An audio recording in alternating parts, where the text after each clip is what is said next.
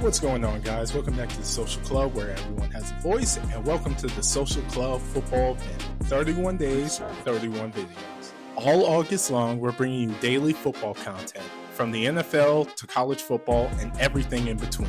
Expect videos on Heisman frontrunners, NFL MVPs, bold predictions, hot takes, and more as we gear up for the new season. Make sure to subscribe to our YouTube channel and hit the notification bell so you never miss a day of football content. We're building more than just content. We're building a community. So make sure to comment your thoughts below every video and let your voice be heard. Other than that, go ahead and pull up a chair, grab a plate, and let's talk football.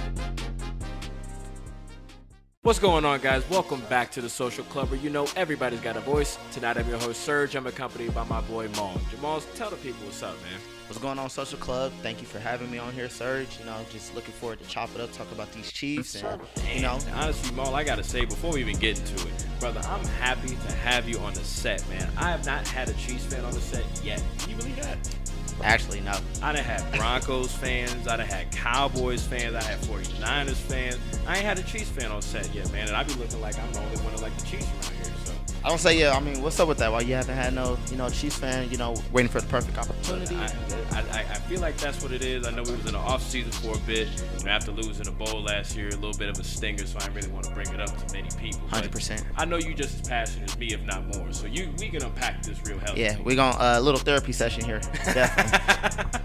Well, before we get into today's therapy session, you guys know the deal. Let's take care of the housekeeping items.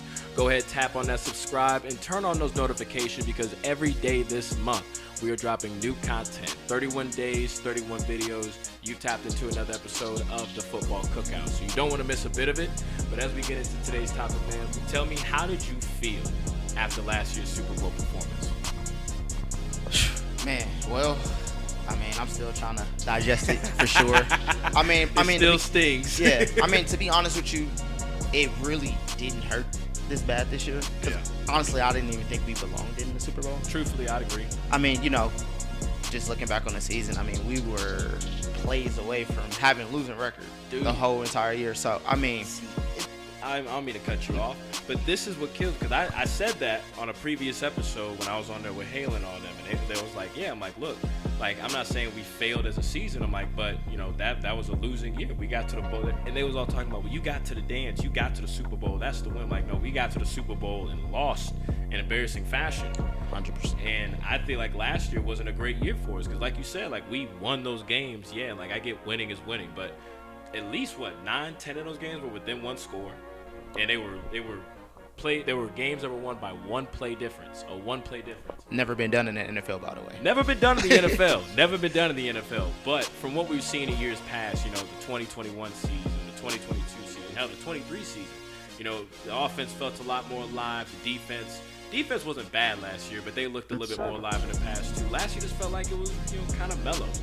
Yeah, and I was gonna say, to be honest with you, like, of course, offensively, we know our struggles. Offensive line, receivers. But defensively, I think where it kind of hurt us is losing Snead. We got to hide McDuffie a little bit, and which by all means, he's good at just guarding your number one, but also coming off the edge with those blitzes. Yes. And we didn't really get a lot of that last year because he had to essentially guard the best receiver. He's following, so it's just like, our cornerback, our secondaries are still young. So True. I think that kind of took a little bit on us. I definitely did. And as the we thing seen in the is, Super Bowl, L'Jarius was, in his last year, bro, he was electric. I'll go on record to say I think he was a top 3 cornerback in the league his last season with the Chiefs. I don't really know what he's doing over in Tennessee, but that's because there ain't a whole lot to talk about in Tennessee. But with that said, that definitely, like, I was hurt. I just told him goodbye on Twitter and everything. I was like, hey, man, you balled out for us. And the thing is, he was with the Chiefs for years before that. He just wasn't making impact plays like that. Like, that last year he was with the Chiefs, that he was playing out of body. I would have thought all pro. East last year, he got snubbed of the Pro Bowl. Very much. Our DB secondary we got to grow. I think going back to that Super Bowl and answering your question, it wasn't on our defense, more so on our offense. They rushed 4 on us the whole game. Yeah, that's the problem. When you can create that kind of pressure and rush 4, and I said this before too, we already lost. Like, I saw the first 2 sacks and I was like, oh my God. Yeah, I was gonna say we didn't have no urgency. Our first 2 plays, we run into Pacheco, and it's just like, I mean, and then he hasn't really played all year. Hasn't played all. I'm like, they did not plan for this strategically. I don't know what the methodology was behind that game plan, but the thing is, I feel like defense played decent. They did what they could, and 100%. Obviously, like you said, it was on the offense. We couldn't get the ball downfield, but I think Spags did make one of his first major errors in the game plan, and they planned to stop Saquon.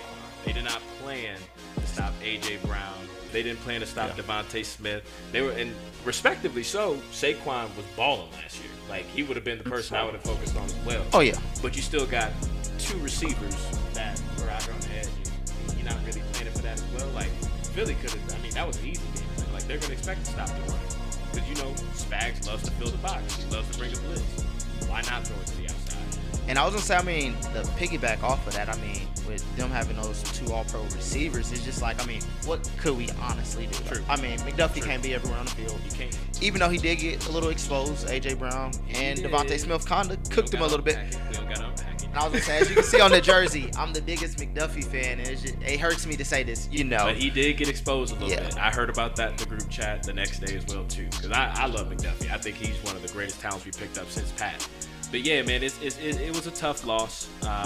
Coming back to this season, I think that, you know, upper management definitely pulled some strings and got some things together. I think overall, the Chiefs drafted very well. 100%. We picked up a few trades in the offseason, nothing that was like blockbuster, that was, you know, ground shattering. I think coming out of last season, there was a lot to answer for, but it definitely leaned towards the offensive side of the ball because Pat could only do it by himself for so long. Not to mention Travis just decided to take an off year last year. I don't know what the hell he was doing out there in the field. When it comes down to it, man, I think that we got a lot of good things going on in Chiefs Kingdom. I think we had a healthy offseason, and it's a Super Bowl or bust year, as is every year. But with all that said, guys, we've talked your ear off enough tonight. I'm sure you don't care to hear another second about Chiefs talk because most of y'all are probably not Chiefs fans and you're losers and you're bitter about it. Jamal, you got anything else you want to add to the Chiefs fans? Of course, you know how we do it in Arrowhead. Chiefs! As you guys know, this whole month, we got the football cookout going on, 31 days, 31 videos. If you ain't tapped the notifications on yet, do it now before you forget. Make sure you tap in tomorrow for the next episode. We got more content coming your way, all up until the season kicks off. But until then, it's been well.